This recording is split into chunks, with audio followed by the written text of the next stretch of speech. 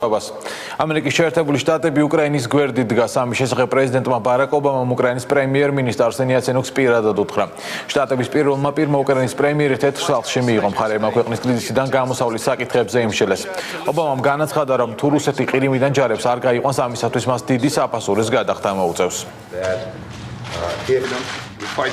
ჩვენ კიდევ ერთხელ ვეუბნებით რუსეთს, თუ ის განაგრძობს ამ კურსს, მაშინ არამხოლოდ ჩვენ, არამედ საერთაშორისო საზოგადოება, ევროკავშირი და სხვები იძულებულები გავხდებით საფასური გადავახდევინოთ რუსეთს. საერთაშორისო კანონმდებლობის დარღვევისა და უკრაინაში შეჭრის გამო არსებობს სხვა გზა და იმედია პრეზიდენტი პუტინი გამოიყენებს ამას. თუ ასე არ მოიქცევა, მე დარწმუნებული ვარ, რომ საერთაშორისო საზოგადოება მტკიცედ დადგება უკრაინის გვერდით, მისი ტერიტორიული მთლიანობის დასაცავად. ბატონო პრეზიდენტო, საქმე ეხება თავისუფლებას. თავისუფლებასა და დამოუკიდებლობისთვის ვიბრძვით, ამიტომ არასოდეს დავნებდებით.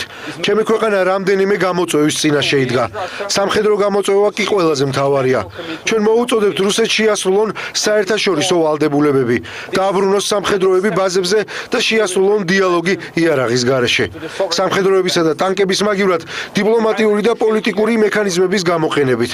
ამიტომ ჩემი გზავნილი პუტინთან იქნება ასეთი: დაანგრიეთ ომისა და აგრესიის კედელი.